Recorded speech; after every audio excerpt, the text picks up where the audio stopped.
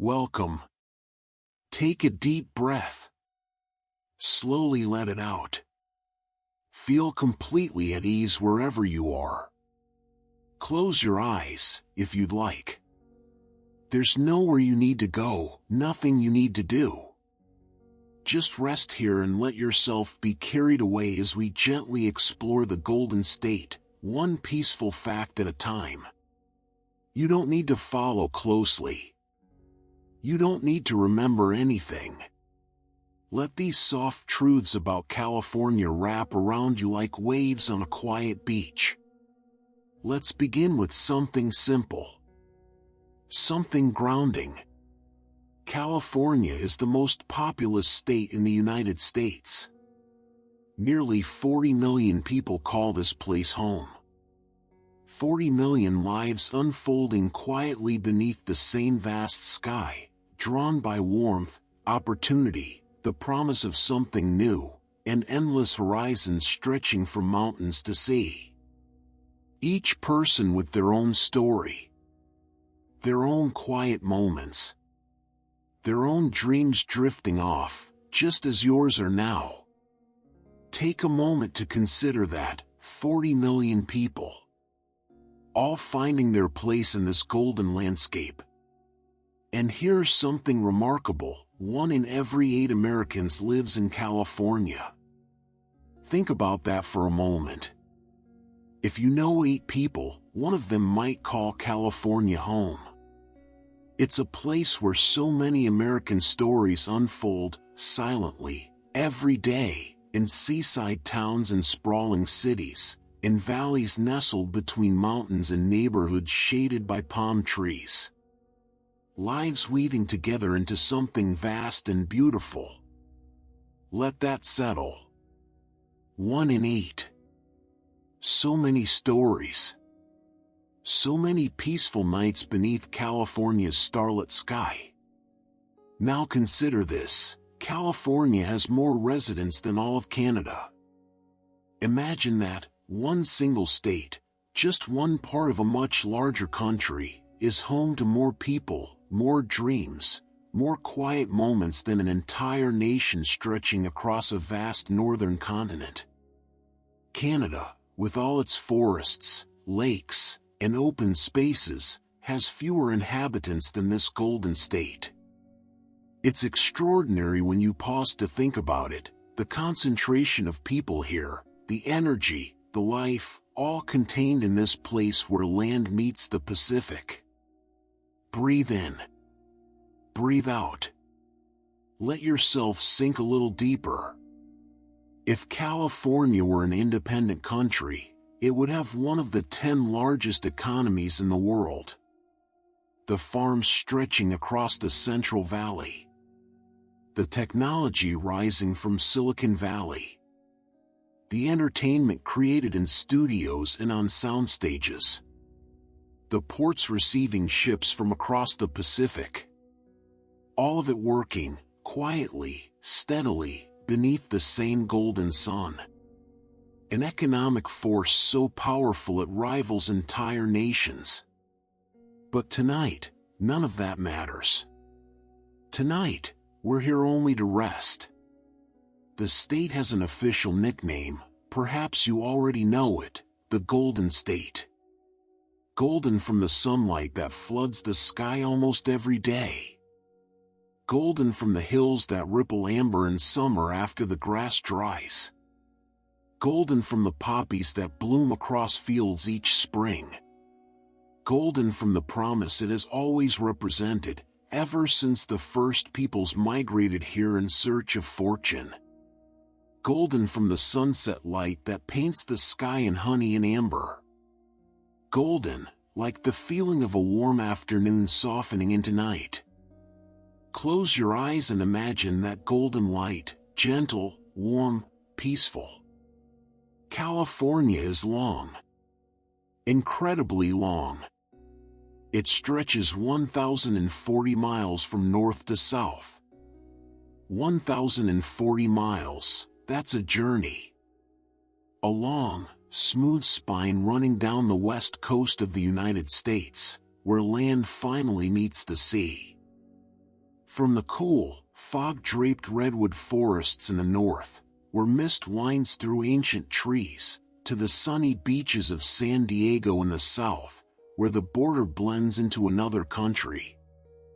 1,040 miles of coastline, valleys, mountains, and deserts. 1,040 miles of stories. Imagine driving that distance hour after hour, the landscape slowly shifting around you. But tonight, there's no need to go anywhere. Just rest here.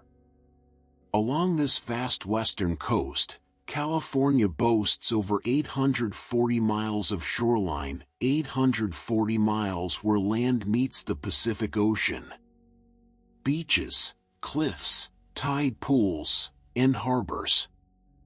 Wave after wave rolls in from the open ocean, touching the shore again and again, endlessly, peacefully. The rhythm never stops. Even now, as you rest, those waves are arriving, kissing the sand, retreating, returning. Over and over. A soft, eternal pulse. Listen, if you can, in your mind, to the sound of those waves. Gentle. Steady. Soothing.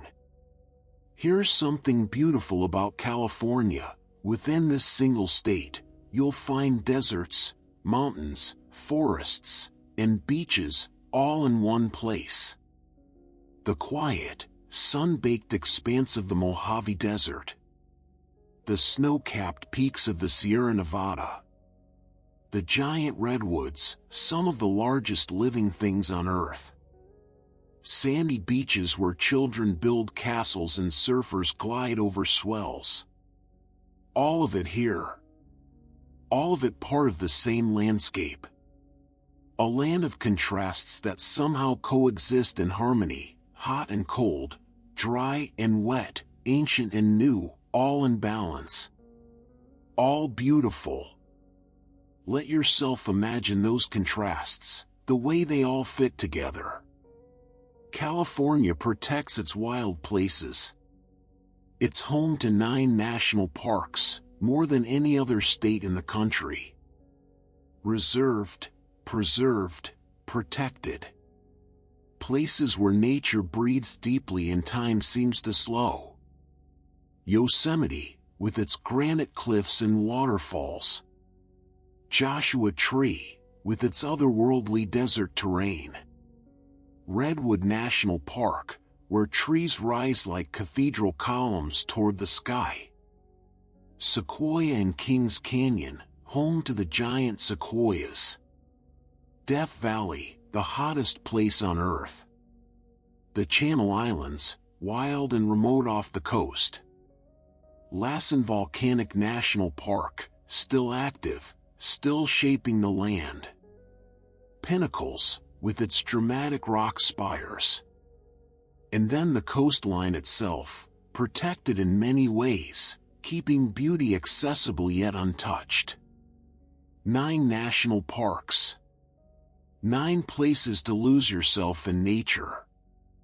9 reminders of what California holds within its borders. And here's a remarkable closing thought. California is home to both Mount Whitney and Death Valley. Mount Whitney, the highest point in the contiguous United States, rises over 14,000 feet above sea level. Death Valley, the lowest point in North America, sinks 282 feet below sea level. The highest and the lowest. Both extremes. Both extraordinary. And they're only about 85 miles apart.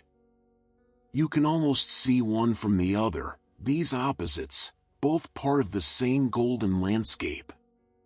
Both beautiful in their own way. The mountain, cool and snow-covered. The valley, scorching and dry.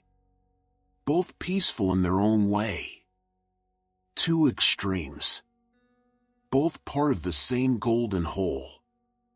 Now, allow yourself to rest. Let these images gently fade. California, vast and golden, continues into the night. But you can simply be here. Calm. Quiet. Drifting off to sleep. And now, let's travel back in time, gently, slowly, through the years, through the centuries, to when this land was different. Quieter. When fewer footsteps marked its paths. Humans have lived in California for over 13,000 years. 13,000 years. Let that number settle in your mind. 13 millennia. Hundreds of generations.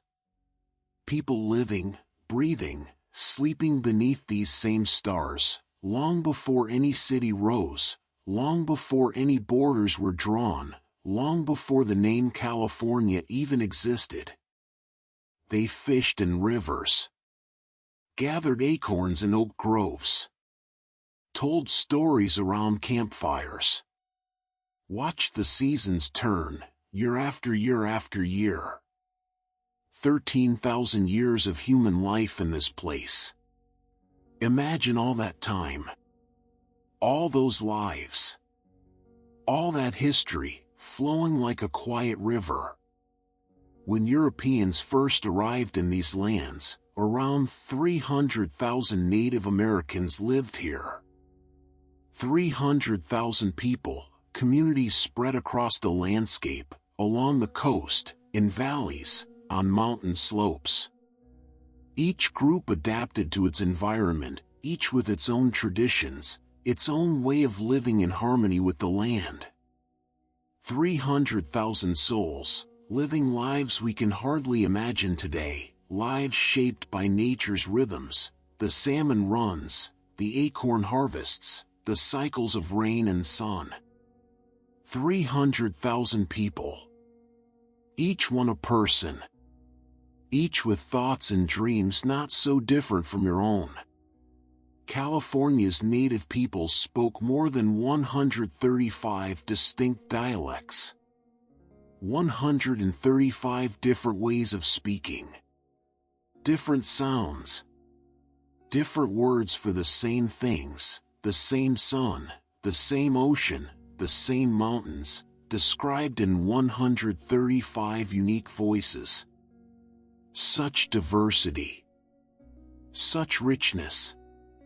Languages that evolved over thousands of years, each carrying the history and wisdom of a people. Languages that describe this landscape in intimate detail, with words for plants, animals, and places found nowhere else. 135 dialects. Most now lost. But once, they filled California's air with their own music. Let that loss wrap around you gently. So much forgotten. So much silence where sound once lived. Here's something curious, the name California itself, where did it come from? It comes from a Spanish novel, a work of fiction written in 1510. The story described a mythical island called California, ruled by a queen named Calafia, a land of gold, griffins, and Amazon warriors. A place of fantasy. When Spanish explorers sailed along the Pacific coast and saw this long stretch of land, they thought it might be an island, perhaps even that mythical place from the tale. So they gave it that name, California. Born from imagination before it was even truly known. A land named after a dream. Even the name carries a story of wonder and myth. The first Europeans to arrive were Juan Rodriguez Cabrillo and his crew in 1542, nearly 500 years ago. Their ships sailed the coast, exploring, mapping, claiming. They were the first Europeans to see the shoreline, the first to try to name it, understand it, possess it. They anchored in what is now San Diego Bay, saw the land glowing golden under autumn sun, met some of the native peoples, and then sailed on. Cabrillo himself died during that expedition, buried somewhere among the Channel Islands. But the journey continued. Contact had been made. Everything would change from that moment on. Breathe slowly. Feel the weight of that turning point in history. Decades later, in 1579, Sir Francis Drake arrived, an English privateer sailing around the world. He claimed part of California for England, calling it Nova Albion, New Britain. He stayed for about 5 weeks, repairing his ship and meeting local natives. He left behind a brass plaque claiming the land for Queen Elizabeth, though it was never found, or perhaps was found, then lost, then found again, wrapped in mystery. England never took the claim seriously. Spain held its dominion. But for that brief moment, California was touched by another empire, another story, another dream of possession. Let that image rest softly in your mind, ships on the horizon, strangers arriving, the landscape unchanged yet everything shifting. California's early history is layered, complex, alternately beautiful and tragic. It includes the Spanish missions, 21 of them, built along the coast from San Diego to Sonoma, each a day's journey from the next. Places of prayer, labor, and conversion. Places where native Californians were brought, sometimes willingly, often not, to learn a new way of life, a new faith, to work in fields and workshops. Many of these missions still stand today. Their bells still ring. But they carry complex stories, of faith and oppression, of survival and loss. Then came Mexican rule, after Mexico won independence from Spain in 1821. California became Mexican territory, remote, sparsely settled, a land of ranches, cattle, and hides. A quieter time in some ways. But change was coming. Then came the Gold Rush, 1848. A moment that changed everything. Gold discovered at Sutter's Mill. News spread like wildfire. People poured in from around the world, from the eastern U.S., from China, from Chile, Peru, and Europe.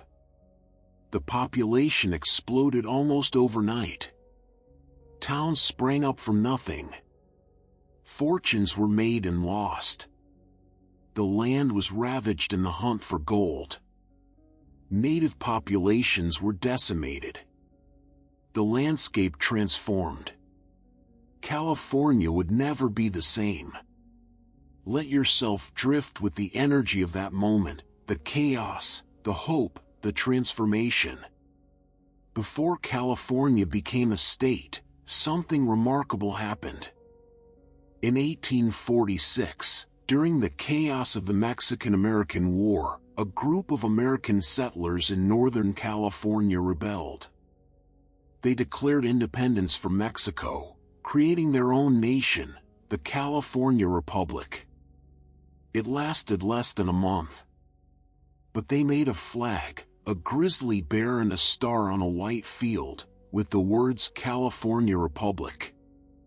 That bear still appears on California's flag today, a reminder of that strange, brief moment when California stood alone, neither Mexican nor American, just itself.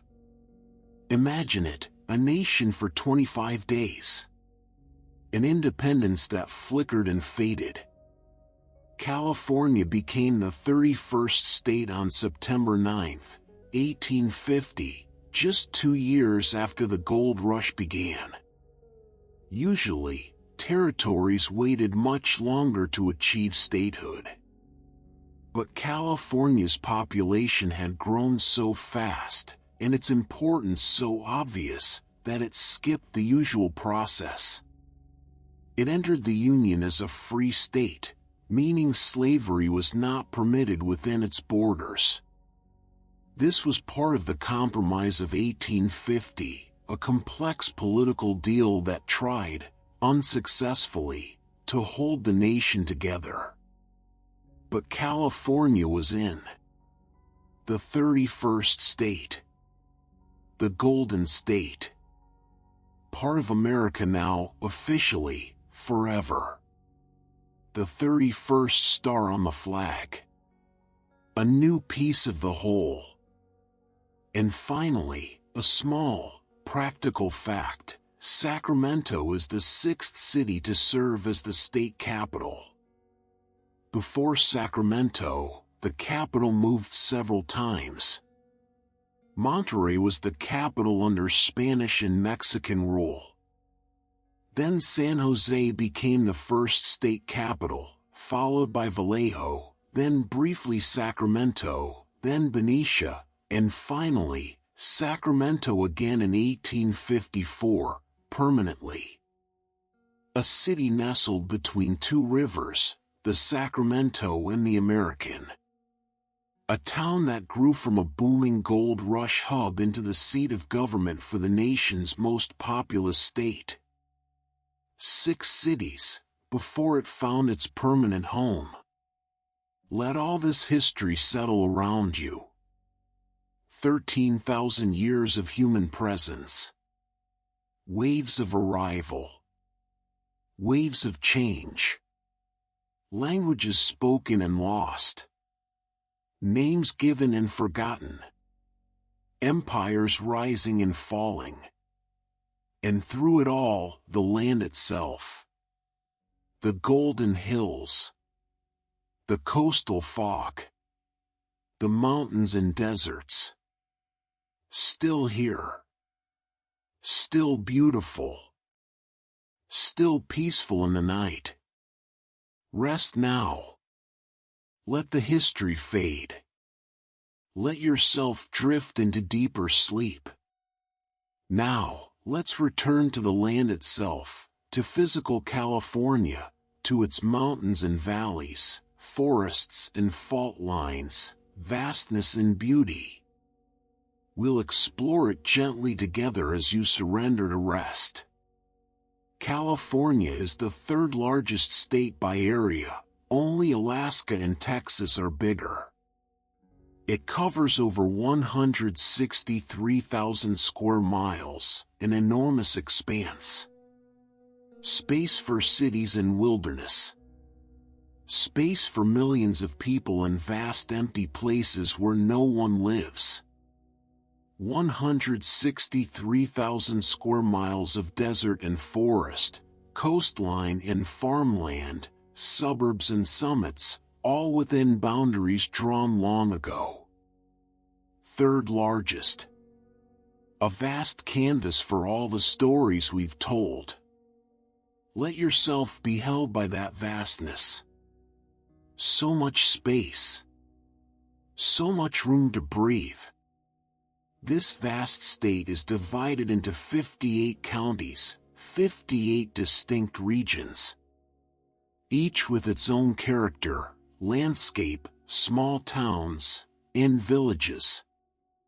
From tiny Alpine County, with just over 1,000 residents, to Los Angeles County, home to more than 10 million. 58 counties, some coastal, some inland, some mountainous, some flat, some wealthy, some struggling, but all part of California. All connected by the same flag, the same sun, the same history. 58 pieces of a greater whole. Each unique.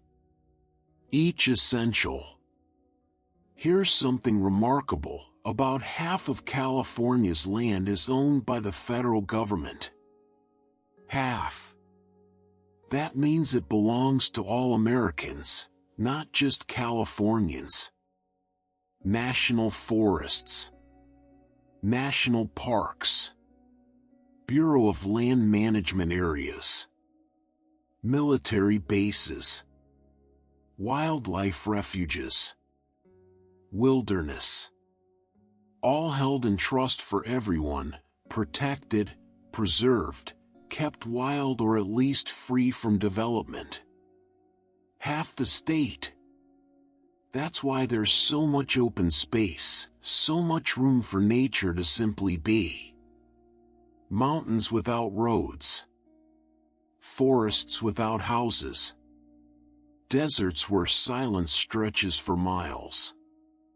Half the state, belonging to no one and everyone at once.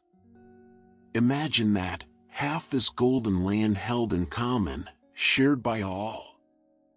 California has 41 mountains over 10,000 feet tall. 41 peaks reaching toward the sky. 41 summits where the air is thin and cold, where snow lingers even in summer, where you can see for miles, blue, green, and gold unfolding below. Mount Whitney, the tallest, rises over 14,000 feet. But 40 others climb nearly as high. The Sierra Nevada. The Cascade Range. Mountains that catch Pacific storms, create rain shadows, shape the state's climate. 41 giants, standing silent and eternal. Picture them in your mind, snow-capped, peaceful, touching the sky. The San Andreas Fault runs through California like a scar, or a seam. It stretches 800 miles of fractured earth where the Pacific plate slowly, inexorably grinds against the North American plate. It moves about 2 inches per year, inch by inch, year by year, century by century. The plates slide past each other, building tension, releasing it, building it again. The fault crosses cities and wilderness, farmland and desert.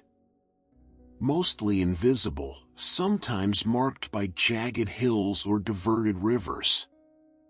But always present. Always moving. Always reminding us the ground beneath our feet isn't as solid as it seems. 800 miles of slow, patient motion. The earth breathing in its own time. Because of this fault, California experiences thousands of small earthquakes every year, thousands. Most are so tiny you'd never feel them, only sensitive instruments detect them. The land settling. Adjusting. Releasing tiny bits of built-up stress. Occasionally, a larger quake, one you might notice, a rattle in the windows, a sway in buildings, a moment of uncertainty. And very rarely, a great earthquake, one that reshapes landscapes and lives. But mostly, it's just thousands of tiny movements. The earth in constant, subtle motion beneath your feet. Even now, as you rest, the ground is shifting, imperceptibly, patiently, alive in its own way. Let that thought be strangely comforting, the earth, alive and moving, carrying you as you sleep. In Northern California, forests unlike any on Earth grow, the redwood forests. Home to the planet's tallest trees. Coast redwoods that soar skyward, some over 370 feet tall. Nearly as high as a 40-story building. Trees already ancient when Europeans arrived. Trees that have lived for more than 2,000 years. Walking among them is like walking through a cathedral, light filtering through the canopy, green and golden, the air cool and damp with the scent of earth and wood. Everything draped in ferns and moss. Deep silence, broken only by a distant bird's call or the soft drip of fog from high branches. The tallest trees on Earth, right here in California. Still growing. Still reaching. Imagine yourself among them, looking up and up and up into that green darkness above. And in the Sierra Nevada, the giant sequoias grow, not as tall as redwoods, but far more massive. Among the largest living organisms on Earth by volume. Trees so large some could be driven through. So ancient they were saplings when Rome was an empire. The General Sherman tree, the largest of all, weighs about 2.7 million pounds. A single tree. Holding that much life. That much wood. That much time. Its bark thick and spongy, fire-resistant.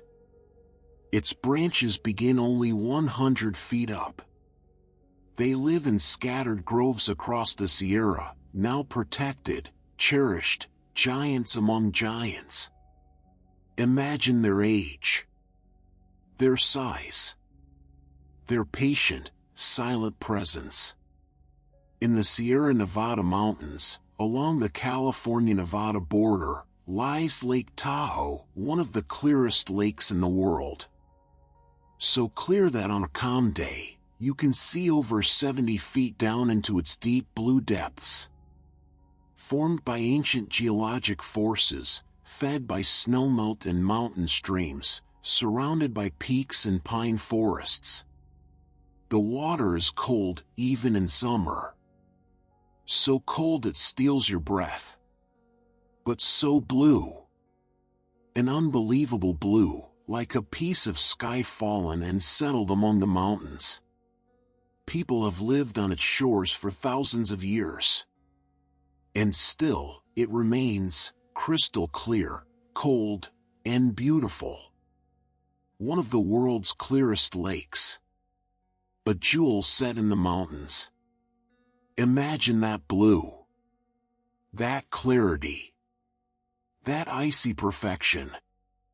And finally, along the Central Coast, is Big Sur, a stretch of coastline considered one of the most beautiful on Earth. Where the Santa Lucia Mountains rise straight from the Pacific Ocean. Where the landscape is wild, rugged, dramatic.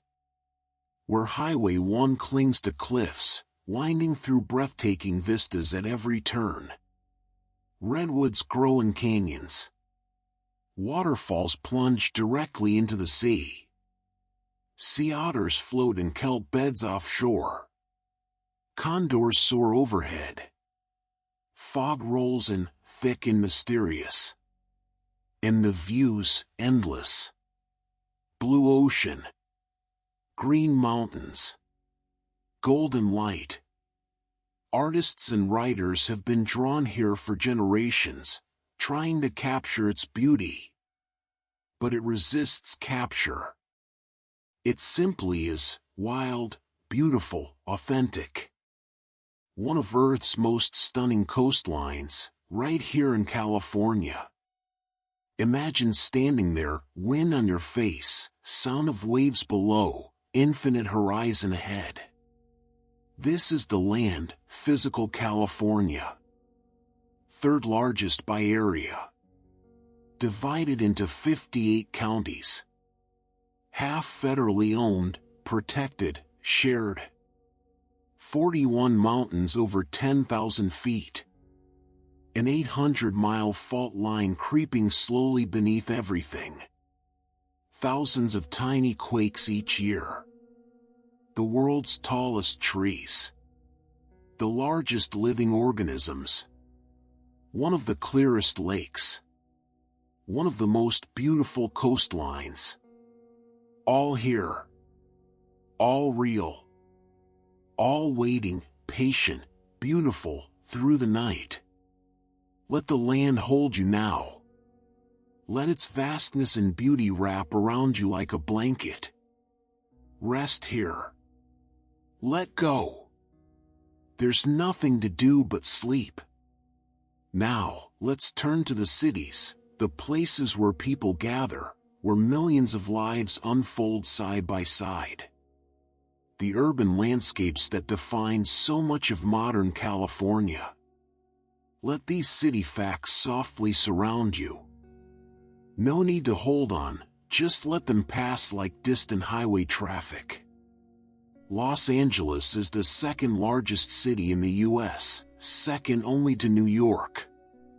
Nearly 4 million people within the city limits. Over 13 million in the metro area. A sprawling constellation of neighborhoods and communities, from the beaches of Santa Monica to the hills of Hollywood, downtown skyscrapers to endless suburbs. A city so large it holds multitudes, all cultures, all languages, all dreams. People from across the globe, all calling LA home. The City of Angels. America's second city. A giant stretching across the coastal plain. 4 million people, each living their own quiet life, each sleeping tonight under the same stars. California has 2 other cities among the nation's top 10, San Diego, near the Mexican border, America's finest city, as it calls itself, with about 1.4 million residents. A naval city. A beach city. A place with perfect weather and a relaxed pace. And San Jose, in the heart of Silicon Valley, home to over 1 million people. Once known for orchards and agriculture, now the center of tech and innovation, where the future is imagined and built. San Diego and San Jose, both among the top 10. Both very different. Both unmistakably Californian. 3 of America's 10 largest cities, all in one state. All part of the same golden hole. And here's something curious, Sacramento, the state capital, is only California's 6th largest city. 6th, not even in the top 5. With about 500,000 people in the city itself, smaller than LA, San Diego, San Jose, San Francisco, and Fresno. The capital of the nation's most populous state is merely 6th within its own borders. There's something humble in that. Something fitting. The capital doesn't need to be the biggest, it just needs to do its work, quietly, steadily, at the confluence of 2 rivers, making laws and keeping records while larger cities capture the imagination. 6th largest, but still the heart of state government. Still important in its own way. California's population isn't spread evenly, it concentrates in 3 main regions, Southern California, centered on LA and San Diego, where most Californians live. Then the Bay Area up north, wrapped around San Francisco Bay, including San Francisco, Oakland, San Jose, and dozens of smaller towns, all interconnected, all part of the same urban fabric. In the Central Valley, Fresno, Bakersfield, Modesto, Stockton, agricultural and working-class cities, quietly growing in the state's heart. These 3 regions hold most of California's people. The rest of the state, the vast majority of that enormous land, remains relatively empty. Open. Wild. Or farmed. But people cluster, building community, building cities, creating light in the dark. 3 main hubs. 3 centers of gravity. Drawing people in. Holding them close. Los Angeles is famous for many things, but perhaps most of all for its sprawl. It spreads, and spreads, and spreads. Not dense and vertical like New York, but horizontal, mile after mile of houses, strip malls, and palm trees, connected by a vast highway network. Over 400 miles of freeways within the city, rivers of cars flowing day and night. The 405. The 101. The 10. Numbers that mean something to anyone who lives there. The freeways define LA, they make it possible. They connect the sprawl. Without them, the city wouldn't function. But they also shape how people live, hours in the car, radio on, crawling through traffic. LA's legendary traffic, part of life there. Part of the city's rhythm. Imagine all those cars. All those people. All moving along the same vast grid, going somewhere. Eventually heading home. San Francisco is different. Where LA spreads out, San Francisco concentrates. It's dense. Compact. Built on steep hills rising straight from the bay. Houses stacked on slopes. Streets so steep they become staircases. Cable cars climbing hills, bells ringing. The whole city fits in just 49 square miles. You can walk across it, neighborhood to neighborhood. Each with its own personality, the Mission, Richmond, Sunset, North Beach. Compact. Vertical. Climbing.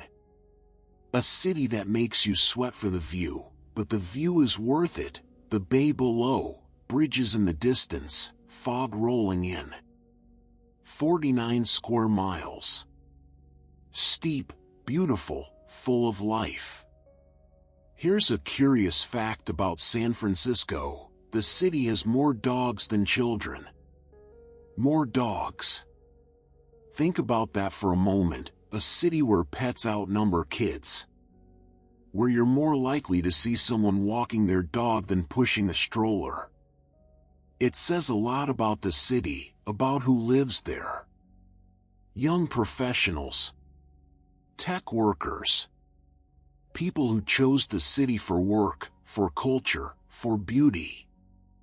Many without children, but with dogs. Dogs for beach walks. Dogs for park visits. Dogs for company in small apartments. More dogs than children.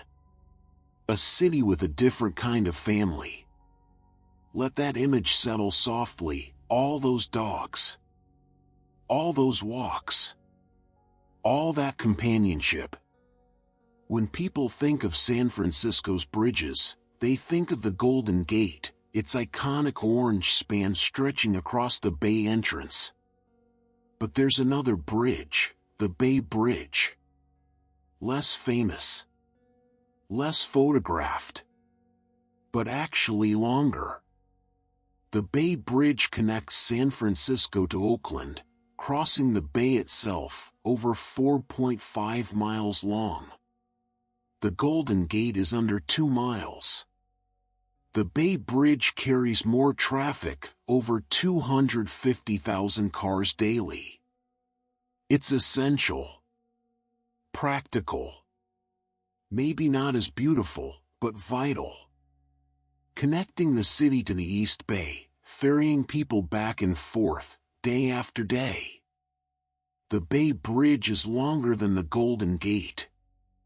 A fact that surprises people, but it's true. 2 bridges. Both essential. Both connecting. Both part of the same urban fabric. But the Golden Gate has its own wonders. It uses over 80,000 miles of wire in its cables. 80,000 miles of wire, wound together, suspended, holding up the roadway. If you unraveled all that wire, it would circle the Earth more than 3 times. 3 times around the planet, all gathered here in those cables, painted international orange, spanning the Golden Gate Strait. The engineering is extraordinary. The scale hard to grasp. But there it stands, beautiful, functional, carrying traffic, people, dreams. 80,000 miles of wire, all working together to hold it all up. Imagine all that wiring, all that strength, all that careful engineering, just so cars can cross the water. And finally, in San Francisco, there's a transit hub, a place where trains and buses converge. It's called the Transbay Transit Center. Some call it the Grand Central of the West, a nod to New York's Grand Central Terminal. It's a relatively new, modern, elegant building with a rooftop park, bus decks, and train platforms below. A place of passage, of movement and connection, travelers in transit, tourists orienting themselves, all heading somewhere. The Grand Central of the West, not as old or famous as its New York counterpart, but serving the same purpose, connecting people, helping them move through the city and get home. A place of arrivals and departures. Hellos and goodbyes. Everyday journeys, repeated daily. These are California's cities: LA, America's second largest. San Diego and San Jose, also top 10. Sacramento, the quiet capital, only 6th in its own state. Populations clustered in Southern California, the Bay Area, and the Central Valley. LA, spreading endlessly, connected by freeways. San Francisco, dense and steep, climbing its hills. A city with more dogs than children. The Bay Bridge, longer than you think. The Golden Gate, woven with 80,000 miles of steel cable. And the Transbay Transit Center, the Grand Central of the West. All these places, all these people, all part of the same story. All sleeping tonight. All dreaming their own dreams. Let the cities fade now. Let the lights dim. Let yourself sink deeper. The cities will be there tomorrow. But tonight, you can simply let go. Simply rest. Simply be. Now, let's speak of the people themselves, not the places they've built, but who they are. Where they come from. The beautiful diversity that makes California what it is.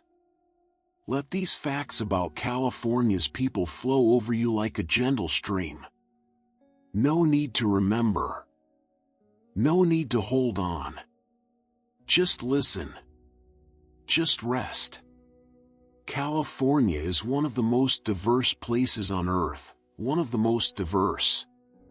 Not just in America, in the world.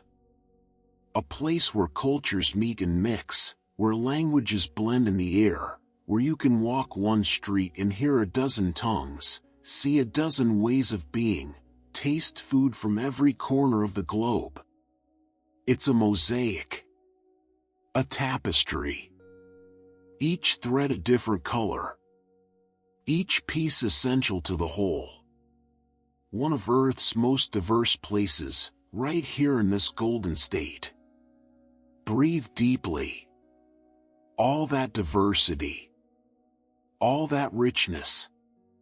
All those different stories, woven together. Let's look at the numbers. About 39% of Californians are Latino, nearly 4 in 10. With roots in Mexico, Central America, and South America. Families who've been here for generations. Families who arrived yesterday. Speaking Spanish at home. Celebrating Dia de los Muertos. Making tamales at Christmas. Playing mariachi music. Building businesses. Raising children. Contributing to every aspect of California life. 39%, the largest group. A vibrant, essential part of what California is. Nearly 4 in 10. So many stories. So many dreams, all part of the same California. About 36% are white, descendants of gold rush miners, Spanish missionaries, Dust Bowl refugees, European immigrants seeking a better life. Families who've been in California for generations. Farmers and tech workers. Artists and teachers. Politicians and surfers. About 36%. No longer a majority, but still a large part of the state's social fabric. Still contributing. Still calling California home. More than 1 in 3. Each with their own story. Their own place in history. About 15% of Californians are Asian or Pacific Islander, hailing from China and the Philippines, Vietnam and Korea, India and Japan, Thailand and Cambodia, and the Pacific Islands. Communities that built railroads, fished these waters, opened restaurants and markets, excelled in schools and universities, brought traditions, festivals, cuisine, wisdom.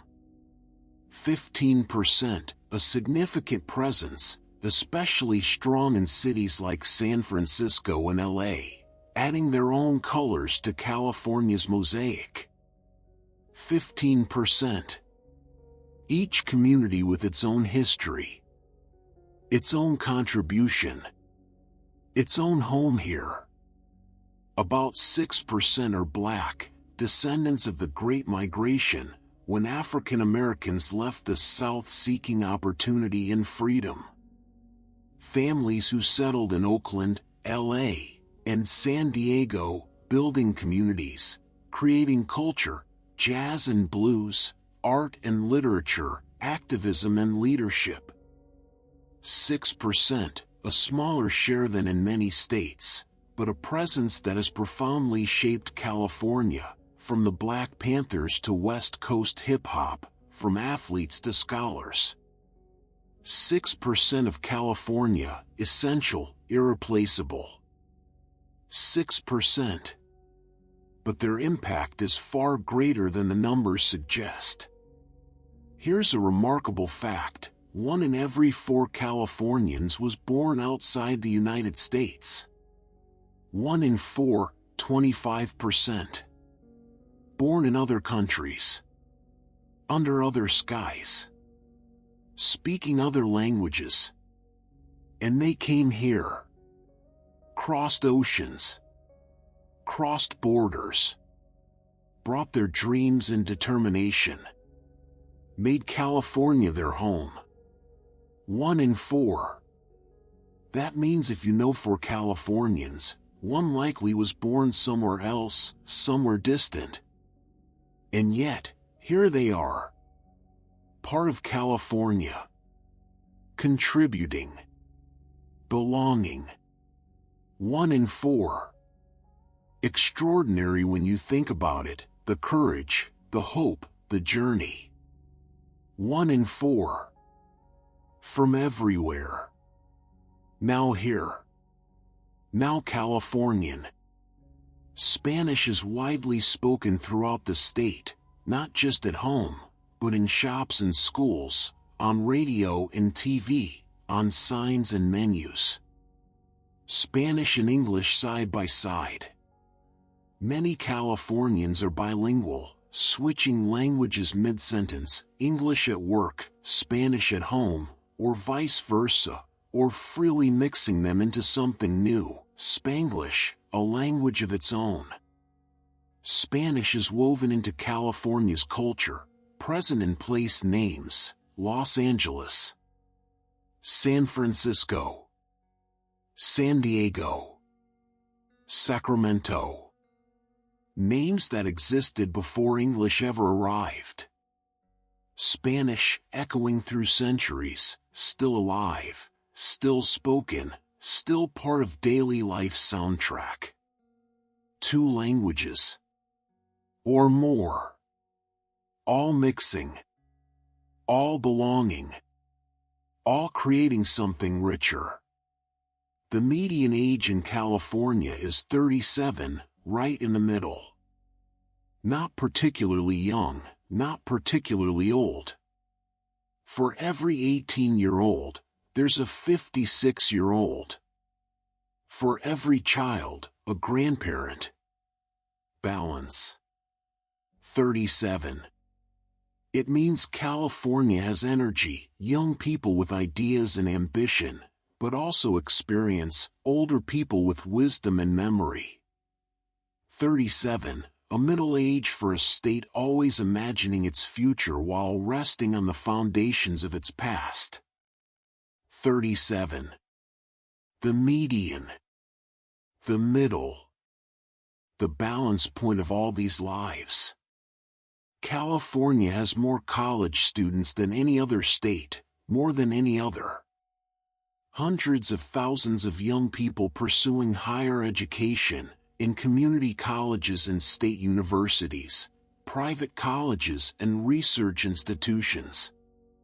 The University of California System. The California State University System. Stanford. Caltech.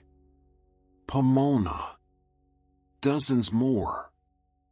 Students from California and around the world, studying engineering and art, medicine and literature, business and philosophy. Learning. Growing. Preparing for the future. California invests in education. In the next generation.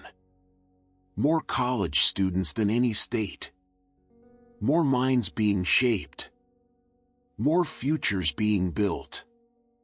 All those students. All that learning. All that potential, happening right here. California produces 80% of the world's almonds. 80%. For out of every 5 almonds eaten anywhere on Earth come from California, from Central Valley orchards. Extraordinary, a single state producing the vast majority of one crop for the entire planet. Almonds in European supermarkets. In Asian snacks. In baked goods everywhere.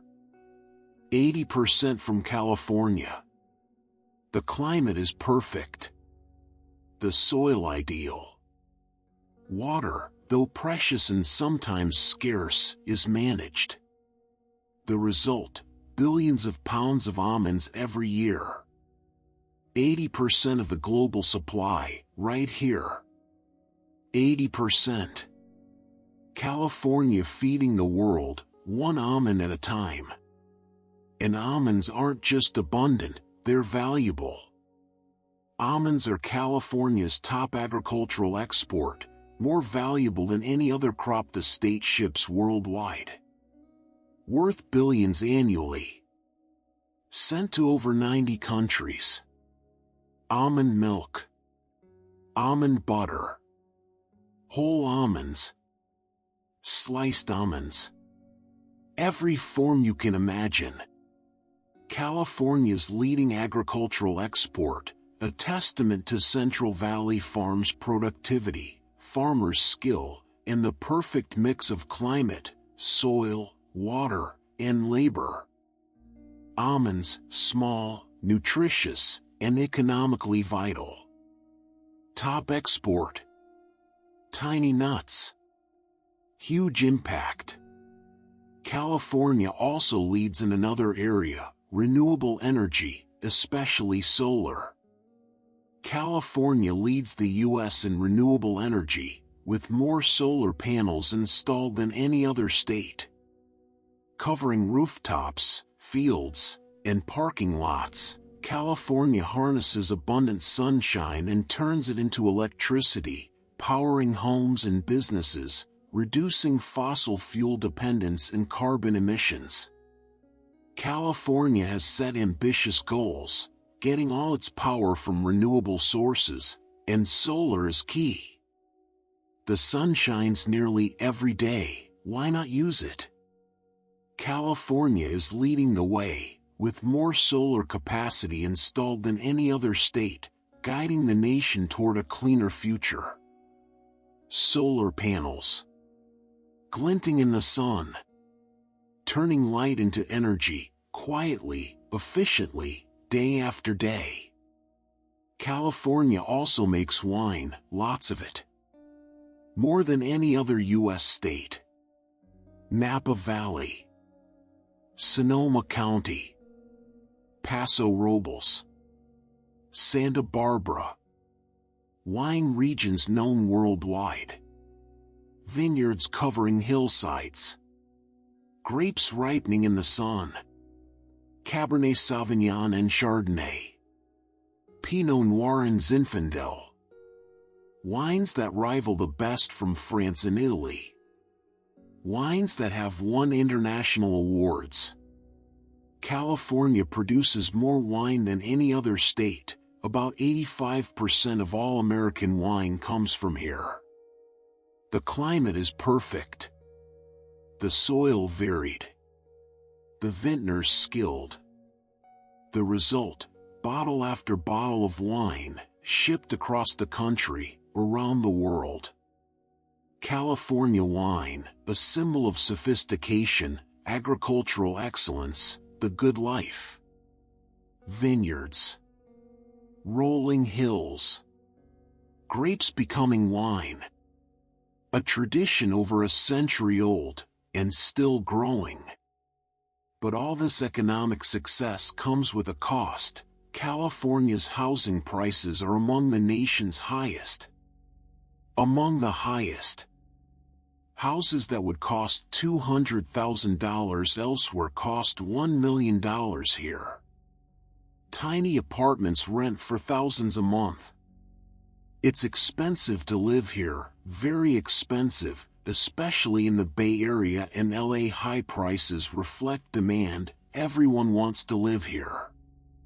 But they also create problems, people priced out of their own communities, long commutes because nearby housing is unaffordable, a homeless crisis in major cities. High prices are a double-edged sword, a sign of success, but also a barrier, making California harder to live in, harder to stay. Among the nation's highest housing costs, a fact shaping countless lives. High prices. Beautiful places. Harder to call home.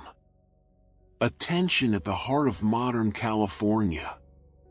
This is California's economy, the first state to hit $1 trillion GDP. Home of Silicon Valley and its tech giants. Home of Hollywood and its global influence.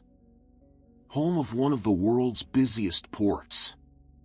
The world's almond capital, producing 80% of the global supply. The state's top agricultural export. Leader in renewable energy, especially solar. The nation's top wine producer. But also a place with some of the country's highest housing prices.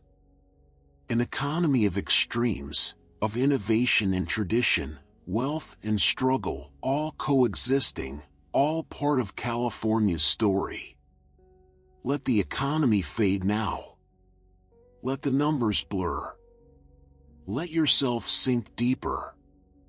Work will continue tomorrow. Farms will keep growing. Ports will keep moving goods. Studios will keep filming. But tonight, you can rest. You can let it all go. You can just drift away. Sleep. Just sleep. Let California hold you. Let its productivity, creativity, complexity, all dissolve. You're safe. You're calm. You're drifting into deeper, dreamless sleep. Now, let's speak of the places people visit, the attractions, landmarks, destinations that draw millions from around the world. let these famous California facts pass through your mind like postcards from a distant trip. No need to hold on, just let them flow. Disneyland opened in 1955, nearly 70 years ago. Walt Disney's dream made real, the happiest place on earth, as it's called. Built on orange groves in Anaheim.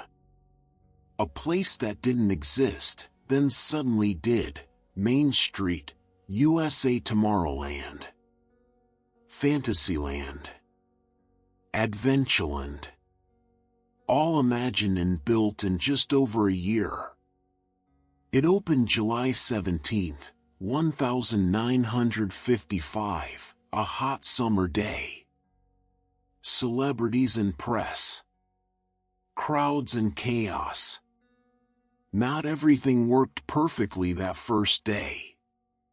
But it didn't matter. Disneyland had arrived and changed everything. Changed theme parks. Changed entertainment. Changed how families vacation. Opened in 1955, and still there. Still magical. Still drawing millions every year. 1955. A dream made real. A place where imagination comes alive. In Hollywood, stars are embedded in the sidewalks, the Hollywood Walk of Fame. Over 2,700 stars.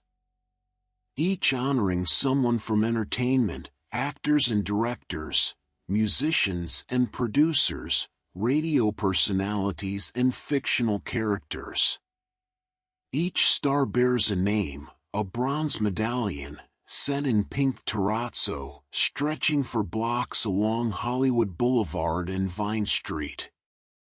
People walk over them daily.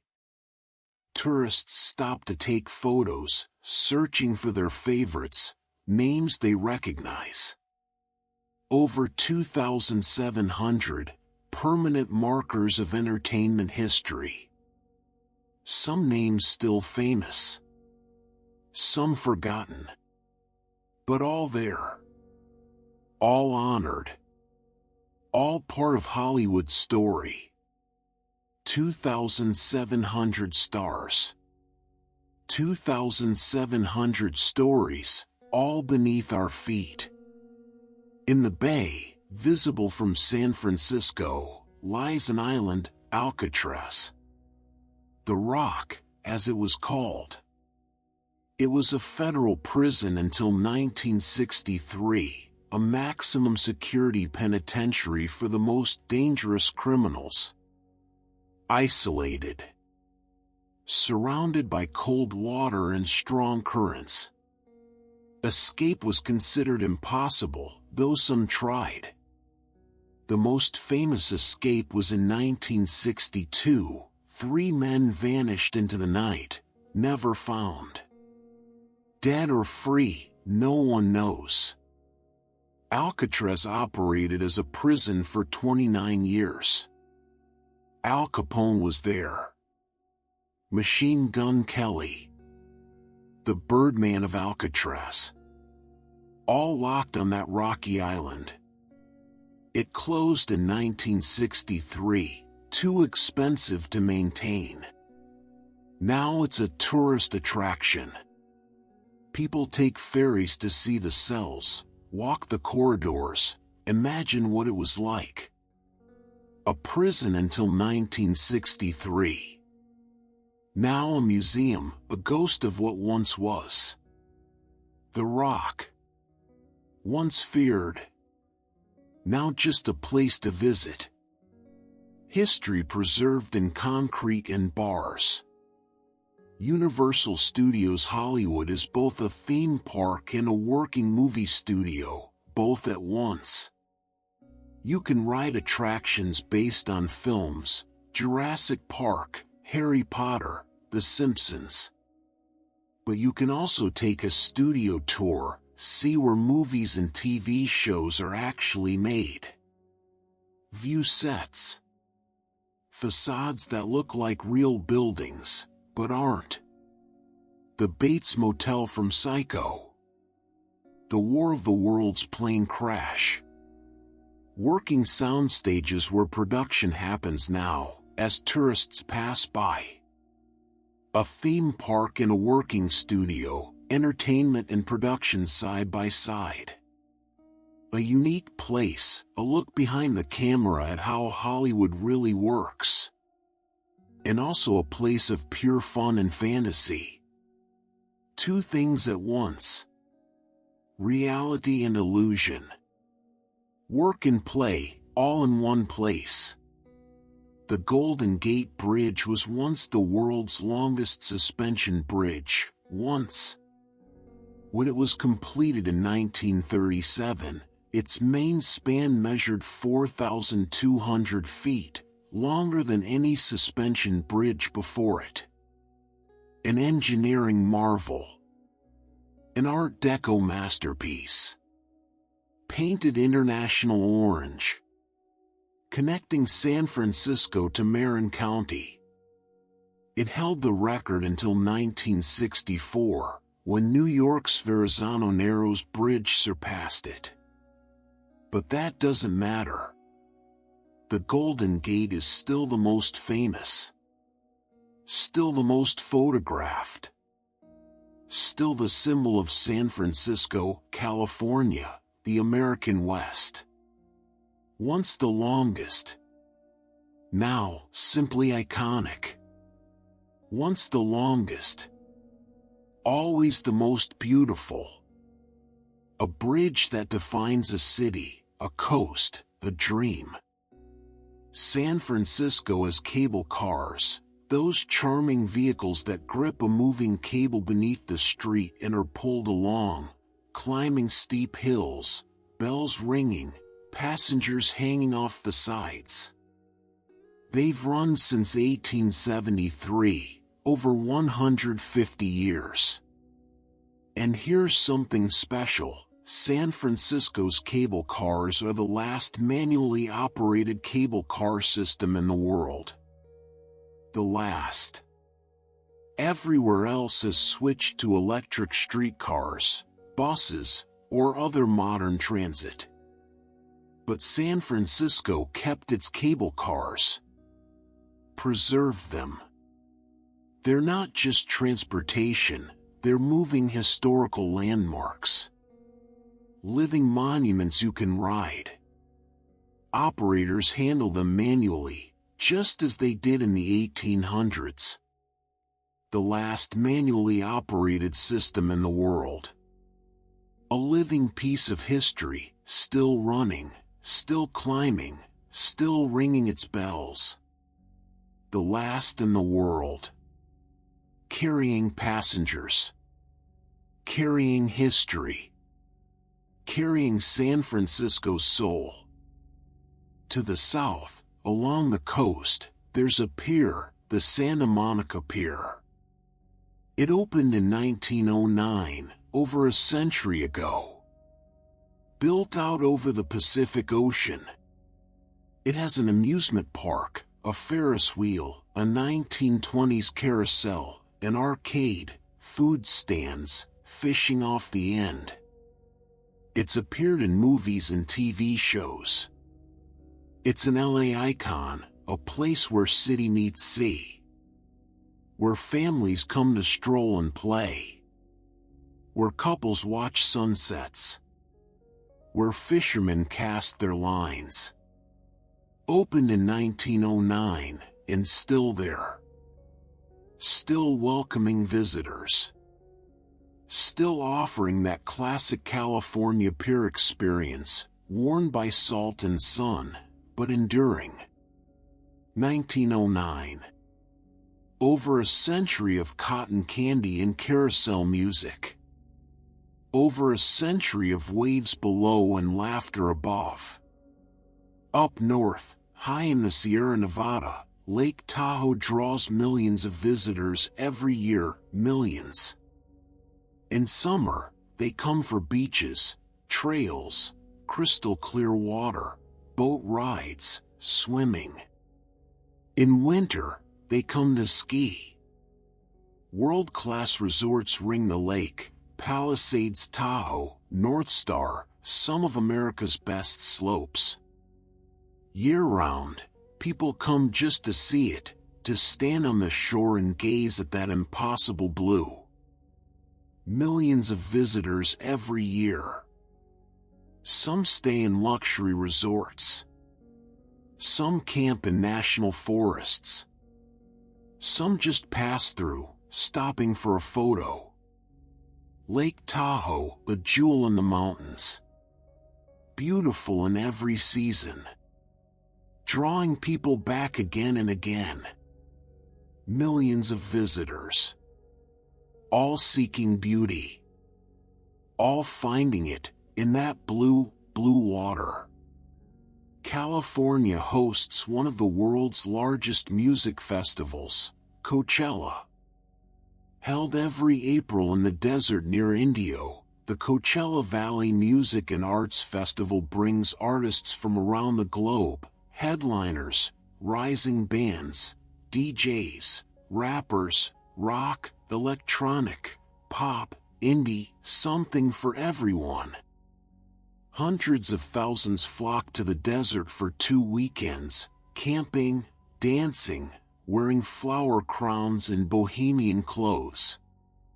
It started in 1999 and is now a cultural phenomenon, a fashion show, celebrity sightings, Instagram moments, but also real musical discovery, art installations, sculptures. One of the world's biggest music festivals happens here, in California's desert, hot, dusty, and just perfect. Coachella. Music, art, desert sun. A celebration. A gathering. A moment outside of time. And finally, in Los Angeles, there's the Hollywood Bowl, an outdoor amphitheater. The largest outdoor amphitheater in the United States, seating nearly 18,000. Nestled into a natural hillside. Distinctive white arches frame the stage. It opened in 1922, over a century of performances. The LA Philharmonic plays there every summer. But so do rock bands, pop stars, jazz musicians, film score concerts, everything. People bring picnics, sit on blankets, drink wine under the stars, listen as music echoes through the hills. The largest outdoor amphitheater in the U.S., an LA institution, a place where music, nature, and community meet. Where summer nights are perfect. Where culture is accessible. Where the bowl, as locals call it, becomes a second home. The largest, yet somehow intimate. Music echoing through the California night.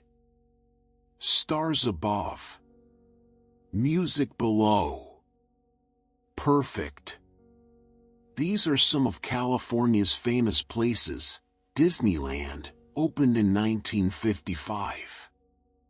The Hollywood Walk of Fame, with its 2,700 stars. Alcatraz, a prison until 1963. Universal Studios, theme park and working studio. The Golden Gate Bridge, once the world's longest.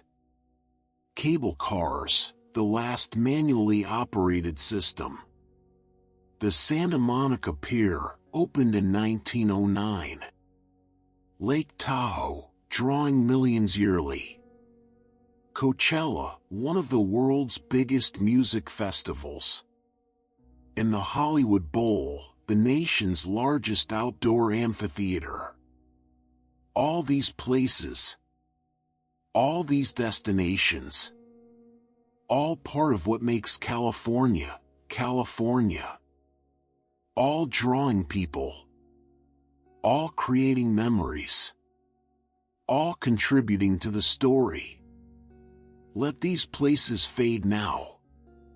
Let them become pleasant memories, even if you've never been, even if you only know them from photos. Let them vanish. Let yourself sink deeper. The attractions will still be there. The stars will still shine on the Walk of Fame. The cable cars will still climb the hills. But you don't need to go anywhere. You can just rest, right here, right now. Let go. Relax. Sleep is near, so near. Just allow yourself to drift off, gently, peacefully, like slipping into cool water on a hot day, like curling into a comfortable bed. You're safe. You're calm. California continues into the night, but you can simply sleep. Now, let's speak of how people move through California, the roads and rails, bridges and airports, vast networks connecting this immense state. Let these transportation facts pass by you like distant highway traffic, constant, continuous, calm in its rhythm. Los Angeles has one of the world's largest freeway systems, one of the largest. Mile after mile of concrete. Interchanges stacked on top of each other. The 405. The 101. The 10. The 5. Numbers that define the city. Freeways cutting through neighborhoods, connecting beaches to valleys, downtown to suburbs, mountains to desert. 6 lanes. 8 lanes. Sometimes more. Always congested. Always moving, even when it seems stopped. One of the world's largest freeway systems. A necessity. A way of life. You can't understand LA without understanding its freeways. They're not just roads, they're the city's arteries, veins carrying millions to work, home, wherever they need to go. One of the largest. A river of concrete, flowing with cars instead of water. Day and night. California built the first freeway west of the Mississippi in 1940, the Arroyo Seco Parkway. It linked downtown LA to Pasadena, 6 miles long. The first freeway designed specifically for cars, no traffic lights, no intersections, just smooth, continuous flow. Revolutionary. Other roads existed, of course, but this was different. This was the future. And California led the way. Built the first. Showed everyone how it could be done. The Arroyo Seco Parkway still exists, now called the 110. Historic. Still carrying traffic. Still connecting. The first freeway west of the Mississippi, built right here in California in 1940. The first. The beginning. The start of something that would change everything. But California isn't just about cars, there are trains too. In the Bay Area, there's BART, Bay Area Rapid Transit.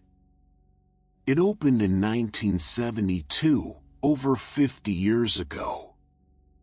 Trains running under the bay through tunnels, connecting San Francisco to Oakland, Berkeley, the entire East Bay, and now the airport.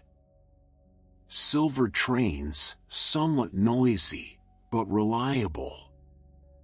Millions of passengers every year, people reading on phones, students heading to class, tourists exploring. BART opened in 1972, a vision of public transit, of reducing car dependence, of connecting communities. It's not perfect, sometimes delayed, sometimes crowded, but essential. Part of the Bay Area's identity now. Part of how the region moves. BART. Trains under the bay. Connecting communities. Operating since 1972. And California is building something new, something ambitious, the first high-speed rail system in the United States. The first. Real high-speed trains, traveling 220 miles per hour, connecting San Francisco to LA in under 3 hours. A trip that takes 6 hours by car, or 1 hour by plane, but with all the airport hassle. High-speed rail, like Europe's, like Japan's, but here. In America. In California. It's been controversial, expensive, delayed, but construction is happening in the Central Valley. Tracks being laid. Bridges being built. The first U.S. high-speed rail system. California leading the way again, building something that exists nowhere else in the country. A vision of the future. Of cleaner transit. Of connection. High-speed rail, coming.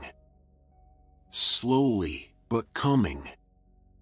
The first in America. Los Angeles has another distinction, LAX, the Los Angeles International Airport. One of the busiest airports on the planet. Millions upon millions of passengers every year. Planes constantly taking off and landing, flights to everywhere, Asia, Europe, South America, Australia. Every continent. Every major city. LAX, white arches, themed terminal, endless corridors, traffic, always traffic. But also possibility. Adventure. Arrivals and departures. One of the world's busiest airports. A hub. A gateway. A place where the world meets, a place where California connects to everywhere. Lax. Busy. Chaotic. But essential. Connecting California to the world. The world to California. Down the coast from LA lies another port, the Port of Long Beach.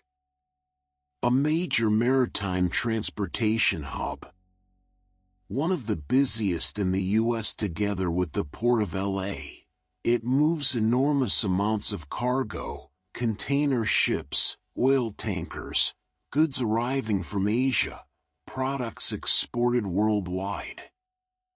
Cranes working 24/7. Trucks loading and unloading. Trains carrying containers inland. The Port of Long Beach, a vital maritime hub, essential to the U.S. economy, to global trade.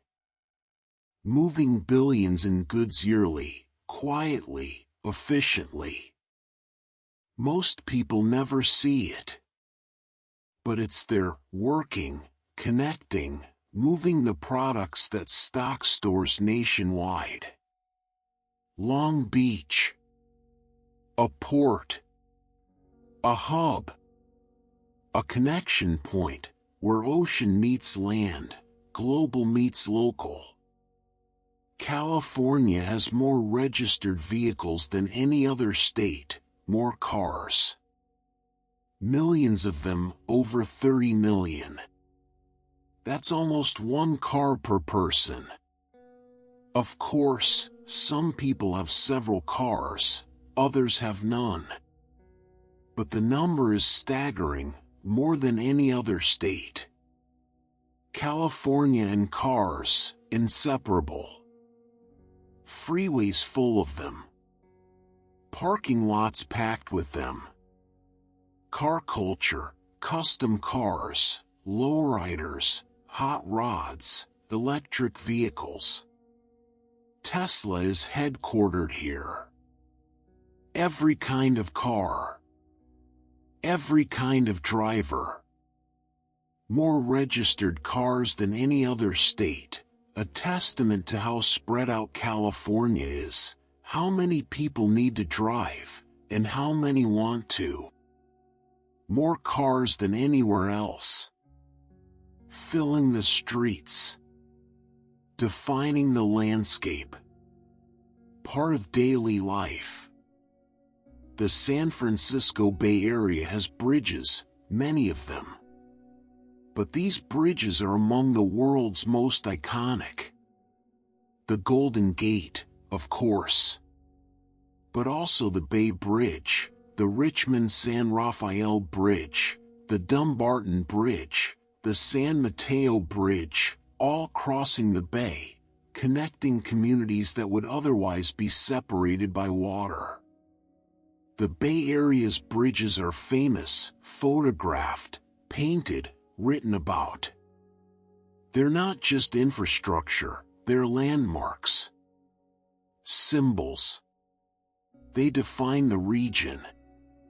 Among the world's most iconic, beautiful and functional, engineering and art, carrying hundreds of thousands of vehicles daily, with plenty of charm. Bridges. Crossing water. Connecting land. Beautiful. Functional. Iconic. California's geography makes transportation planning uniquely challenging indeed. Consider it, mountains running the length of the state, the Sierra Nevada, the Coast Ranges. Deserts in the south. Earthquakes constantly threatening infrastructure. Vast distances between major cities. LA to San Francisco is nearly 400 miles. San Diego to the Oregon border is over 800 miles. Building roads through mountains.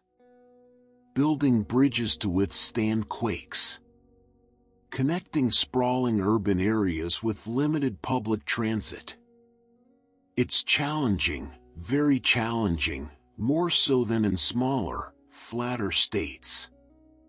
California's geography makes everything harder, but also more interesting, more dramatic, more Californian. Challenging geography, but that's what makes California, California. The mountains. The distances. The earthquakes. All part of the equation. And finally, California's highways helped shape American car culture. They really did. LA's freeways. Coastal highways like Highway 1. Route 66, ending in Santa Monica. These roads became part of American mythology, songs about them, movies set on them, the open road, freedom, movement. The Beach Boys singing about driving. Drag races. Joyrides. California's car culture spread nationwide. The idea that cars mean freedom, that roads mean possibility, that you can just get in your car and go anywhere. California's highways helped create that. Helped shape how Americans think about cars, roads, movement, freedom, and the West. California's highways, more than infrastructure, more than culture, more than myth, more than the American dream on wheels. So this is movement in California, LA, with one of the world's largest freeway systems. California built the first Western freeway in 1940. BART opened in 1972. High-speed rail is being built, the first in the US. LAX, one of the world's busiest airports. The Port of Long Beach, a major maritime hub. More registered cars than any state. Iconic Bay Area bridges. Uniquely challenging geography. And highways that shaped American car culture. All connected. All in motion. All transporting people, goods, and dreams from place to place. Movement. Connection. Flow. Let the movement slow now. Let the traffic fade. Let the trains vanish into tunnels. Let the planes land. Let the ships dock. Let everything calm, like you. Calming. Settling. Sinking deeper. You don't need to go anywhere. You don't need to move. You can just stay still, right here, right now. Safe and comfortable. Drifting off. The roads will still be there tomorrow. The bridges will still cross the water. But tonight, everything is calm. Everything is quiet. Everything is at peace, including you. Let go. Let go. Sleep. Just sleep. California gently holds you, like the land holds the roads, like the bay holds the bridges. Steady. Safe. Quiet. Sleep now, deeply, dreamlessly. Rest. Now, let's explore California's culture, the things it creates, the trends it sets, how it influences the world beyond its borders. Let these facts drift through your mind like fog spreading through a valley, soft, gentle, present one moment, gone the next. Hollywood produces hundreds of films every year, hundreds. Features, documentaries, indie films, big-budget blockbusters, rom-coms, horror, sci-fi epics, everything imaginable. Year after year. The studios never stop. Production is constant, scripts being written, actors auditioning, crews filming on sets and locations, editors cutting scenes, composers scoring music. Hundreds of films. Some become hits. Others fade quickly. But all are made here. All part of Hollywood's endless output. Hundreds of films every year, stories told, dreams projected on screens worldwide, in every language. Hollywood's reach is global. Its production, constant. Hundreds of films. Hundreds of stories, all from this one place. Year after year after year. California has shaped global music, fashion, and youth culture, it really has. Think about it, the Beach Boys and surf rock. The Grateful Dead and the hippie movement. Gangsta rap from Compton. West Coast hip-hop. LA and Bay Area punk rock. The 1960s counterculture, flower power, free love, peace protests. California fashion, casual, laid back, jeans and t-shirts, boho style. Skate culture. Surf culture. Valley girl slang.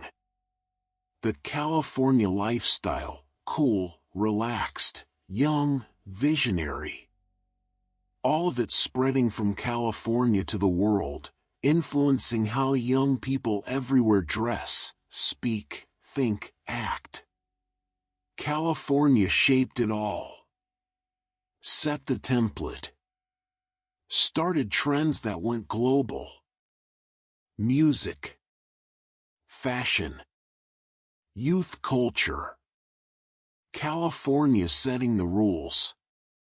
The world following. Waves spreading from this golden coast. The tech boom transformed the Bay Area into a global innovation hub. It transformed it completely. The Bay Area used to be known for shipping, military bases, agriculture. Then came Silicon Valley, semiconductors, then personal computers, then the internet, then smartphones, then social media, then artificial intelligence. Wave after wave of innovation, transforming not just the Bay Area, but the entire world, how we communicate, work, shop, think. All shaped by technology created here. The Bay Area became a global innovation hub. People from around the world come here to start companies, to learn, to be part of the next big thing. Venture capital flows. Ideas become products. Products become companies. Companies become giants. All here. In the Bay Area. Transformed. Transformed. From farm valleys to the center of the tech universe, in just a few decades. Farmers markets and organic food culture are huge in California, huge. It seems every town has a farmer's market, fresh produce, local farms, organic veggies, heirloom tomatoes, artisan bread, local cheese. Restaurants prioritizing local ingredients. Knowing where your food comes from. Caring about sustainability, pesticides, the environment. California led this movement, organic food culture, the idea that food should be fresh, seasonal, local, healthy. Farmers markets every weekend. People shopping with reusable bags, chatting with farmers, tasting samples. California's climate makes it possible, year-round growing in many areas. An abundance of fresh produce, and a culture that values it, celebrates it. Farmers markets and organic food culture, huge in California, and spreading everywhere else. Fresh food. Local food. Conscious food. A way of life here. A value. A culture. California leads in environmental policy, a leader. Often ahead of the federal government, setting stricter vehicle emissions standards, promoting renewable energy, protecting coastlines and forests, banning single-use plastics, requiring solar panels on new homes. California doesn't wait, it acts. It leads. Sometimes the rest of the country follows. Sometimes not. But California keeps pushing, innovating, seeking balance between growth and sustainability, economic development and environmental protection. It's not perfect, there are always tensions, debates, but California leads. Setting the example. trying things first, showing what's possible, leading on the environment, setting standards, moving forward even when it's hard, even when it's controversial. Many parts of California enjoy over 300 days of sunshine a year. 300 days. That's almost the whole year. Sun shining. Blue skies. Warm and bright, day after day after day. Especially in Southern California, the Central Valley, the deserts. The sun is nearly constant. That's why people move here. That's why they stay. That reliable sun. That warmth. That light. It shapes everything, architecture designed for outdoor living, patios and decks, swimming pools, beaches packed year-round. 300 days of sun. It feels like paradise. And in many ways, it is. Though it also means drought, water scarcity, fire risk. But still, 300 days of sun. Hard to complain about that. 300 days. Sun rising. Sun shining. Sun setting. Then rising again. Reliable. Warm. Golden. Here's a curiosity. The first McDonald's opened in San Bernardino, California, in 1940. Brothers Richard and Maurice McDonald started with a drive-in. In 1948, they revolutionized the business, simplified the menu, made service fast and efficient. They called it the Speedy Service System, just hamburgers, fries, and milkshakes. Prepared quickly, sold cheaply. It worked. Ray Kroc visited in 1954, saw the potential, franchised it, built an empire. But it all started here, in San Bernardino. The first McDonald's. The birth of fast food as we know it. Golden arches. Billions served. All began in a small California town. The first McDonald's. In California. Where else would fast food begin? Where else but here? The fortune cookie was popularized in California, popularized, if not invented. Origins are debated. But California made it famous, San Francisco, specifically. Early 20th century Japanese immigrants served them at the Japanese Tea Garden in Golden Gate Park, sweet, crisp cookies with little fortune notes inside. They caught on. Chinese restaurants started serving them. By the 1930s and 1940s, they were everywhere in California, then all over America, then the world. Associated with Chinese food today, but popularized here in California, in San Francisco. The fortune cookie, a California creation, more or less. Or at least a California popularization. Fortune cookies. Break one open.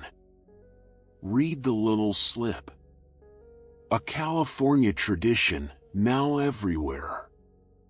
California has active volcanoes, active volcanoes. Yes, it's true. The most famous is Lassen Peak in Lassen Volcanic National Park.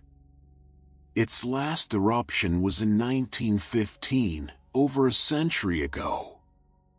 But it's still considered active, still monitored, and could erupt again. There are others too, Mount Shasta, Medicine Lake Volcano, part of the Cascade Range, the Ring of Fire, that belt of volcanoes circling the Pacific. California sits on it. Earthquakes, yes, but also volcanoes. Mostly quiet, mostly dormant, but active. Potential. A reminder that California's geology is dynamic, alive, always changing, always capable of surprise. Volcanoes. In California. Silent now, but not extinct. Just sleeping. Like you. And finally, a curiosity. The Hollywood sign originally said Hollywoodland. Hollywoodland, with land at the end. It was built in 1923 as an advertisement for a real estate development, a housing tract in the hills. Hollywoodland. The sign was meant to last only 18 months. But it stayed. Became iconic. Became a symbol. In 1949, the Hollywood Chamber of Commerce removed the land. Left just Hollywood. And so it's been ever since. But originally, Hollywoodland. An ad for houses that became a symbol of dreams, of movies, of California itself. Hollywoodland. Then Hollywood. A historical accident. A symbol born from commerce. Now meaning so much more. This is California's culture, Hollywood producing hundreds of films yearly. California shaping global music, fashion, and youth culture. The Bay Area transformed into a global innovation hub. Farmers markets and organic food everywhere. A leader in environmental policy. 300 days of sun in many regions. The first McDonald's in San Bernardino. Fortune cookies popularized here. Active volcanoes like Lassen Peak. And the Hollywood sign, originally Hollywoodland. All these elements, all these facts, all part of what makes California unique, what makes it influential, what defines it as California. Let the culture fade now. Let the sun set. Let the volcanoes sleep. Let Hollywood rest. Let everything quiet, like you, drifting deeper into sleep. The culture will still be there tomorrow, still creating, still influencing. But tonight, everything is silent. Everything is calm. Everything is at peace. You're safe. You're comfortable. You're falling asleep now, deeper and deeper. Let California wrap around you like a blanket, warm, safe, quiet. Let all these facts dissolve like morning fog in the sun. They were just words. Just stories. Just whispers in the night. Now there's only rest. Only silence. Only sleep. Breathe slowly. Let your body relax completely. Let your mind go blank. There's nothing to think about. Nothing to remember. Nothing to do. Just sleep. Just rest. Just be. California continues into the night, but you don't need to. You can simply let go. Dive into dreams. Dive into darkness. Dive into deep, peaceful sleep. Sleep now. Sleep deeply. Sleep well. California holds you. The earth holds you. Sleep holds you. All is well. All is calm. All is exactly as it should be. Sleep. And now, as we reach the end of our journey through California, let yourself be carried by a few final, gentle facts, soft thoughts, dreamy images, things that remind us of California's vastness and beauty. Let these last facts wrap around you like distant ocean waves, almost imperceptible, almost inaudible. Just a whisper. Just a breath. San Bernardino County is the largest county in the United States, the largest. It covers over 20,000 square miles, bigger than 9 states combined. Bigger than Vermont, New Hampshire, New Jersey, Connecticut, Delaware, and Rhode Island put together. Most of it is desert, empty, open, vast. The Mojave Desert stretches to the horizon. Mountains rise in the distance. Small towns scattered throughout. So much space. So much emptiness. So much sky. The largest county in the U.S., right here in California. A reminder of how much open land still exists, how much room there is to breathe, to wander, to be alone with your thoughts under an infinite starlit sky. The largest county. 20,000 square miles. Mostly silent. Mostly still. Mostly waiting. Alpine County, by comparison, is tiny, one of the smallest. But it has a quirk. It has no traffic lights. Not a single one. Too small. Too rural. Too quiet. Just stop signs at intersections. Just winding mountain roads through forests. Just the sound of wind in the pines. No traffic lights. No rush. No hurry. Just peace. Just simplicity. Alpine County, where life moves at a different pace.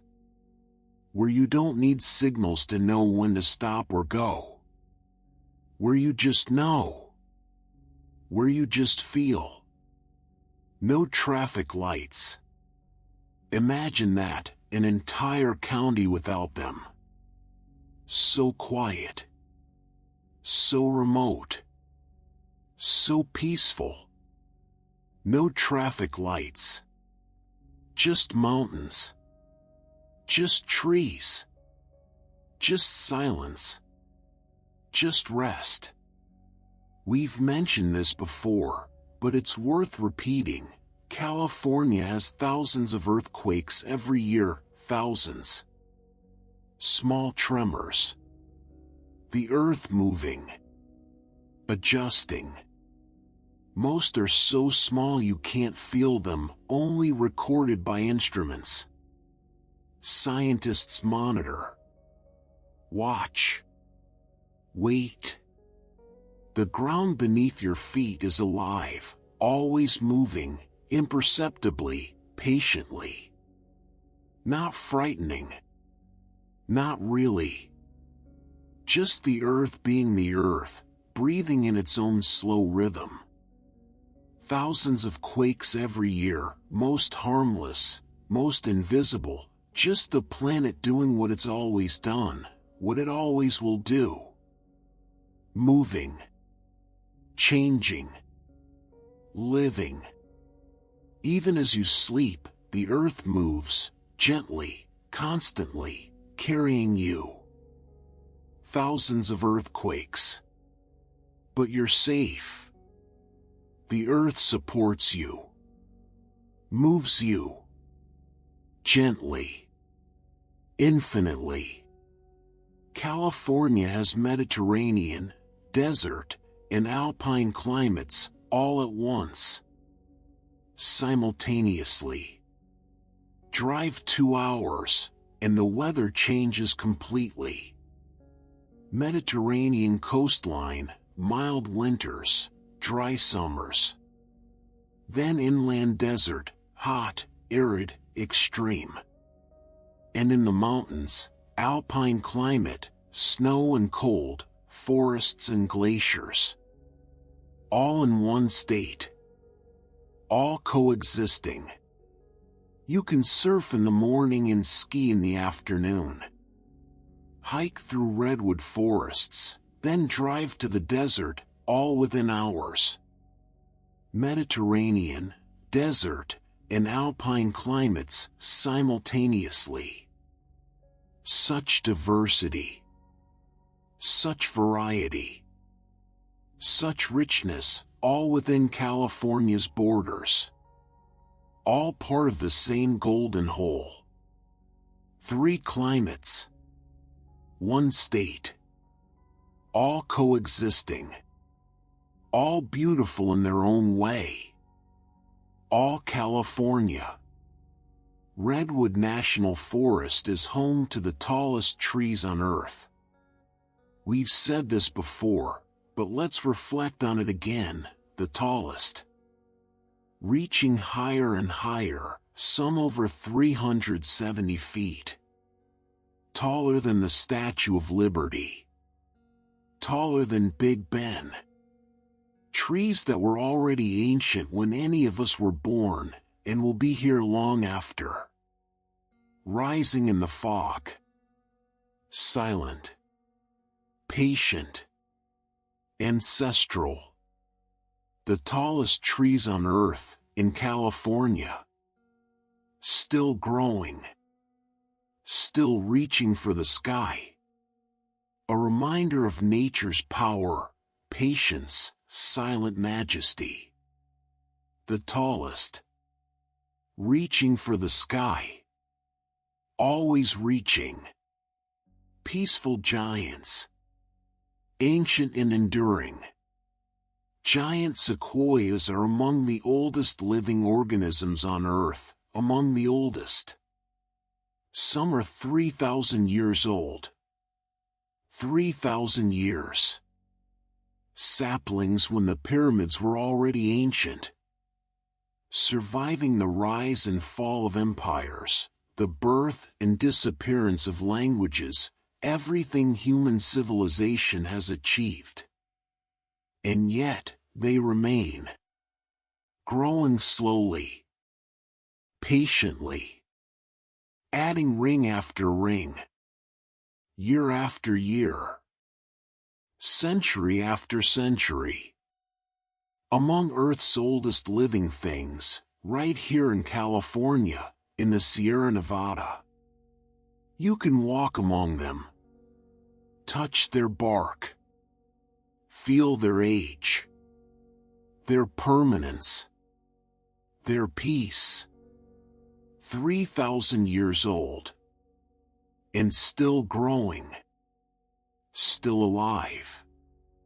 Still here. Patient. Eternal. Peaceful. California's coastline makes up 65% of the U.S. West Coast, 65%. More than half. 840 miles of California coast, compared to the shorter coastlines of Oregon and Washington. California dominates the West Coast, its beaches and cliffs, its harbors and bays, its fog and waves. 65%. Most of the West Coast is California.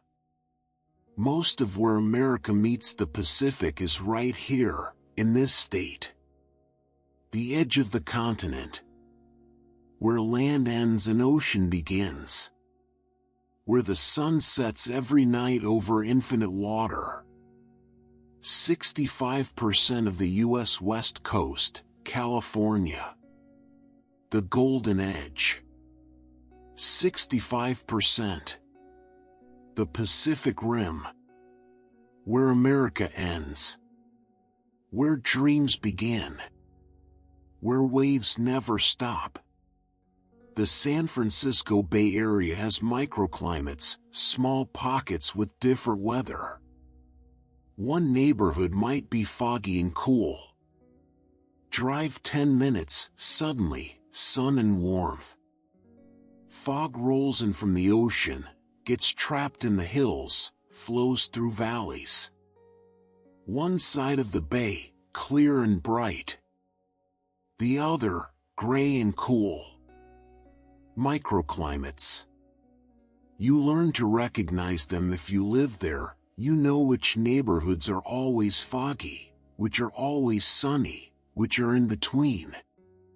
It's charming, in a way. Unpredictable. Varied. You can choose your climate just by moving a few miles. Microclimates, a quirk of geography. A specialty of the Bay Area. Microclimates. Fog here. Sun there. All at once. All in the same place. California being California. California has volcanoes, glaciers, and sand dunes, all of them in one state. Volcanoes in the north, Lassen Peak, Mount Shasta. Glaciers in the Sierra Nevada, small, remnant, but still there, still ice, still frozen. And sand dunes, in Death Valley, in the Mojave Desert, golden dunes rising and falling like frozen waves. Volcanoes, glaciers, sand dunes. Fire, ice, and sand. All extremes. All present. All part of California's extraordinary geography. All coexisting. All beautiful. All reminders of nature's diversity, power, infinite creativity.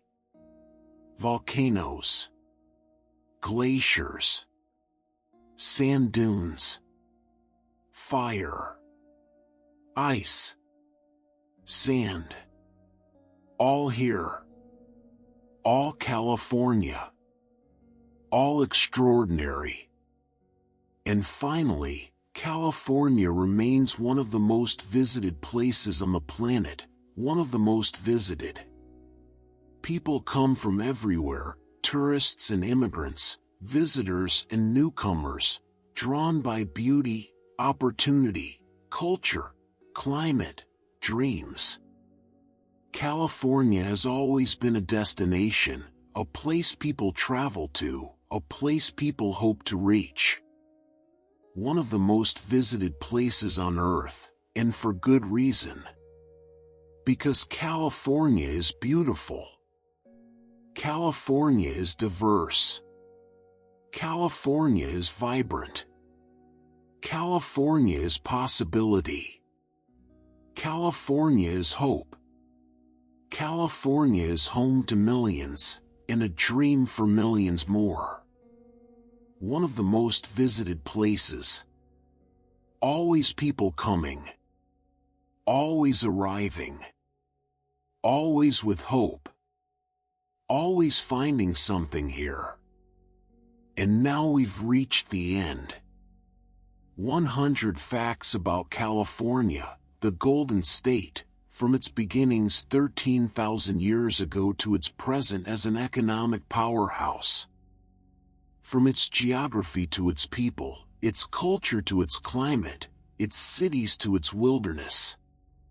California, vast, diverse, beautiful, complex, vibrant. All real.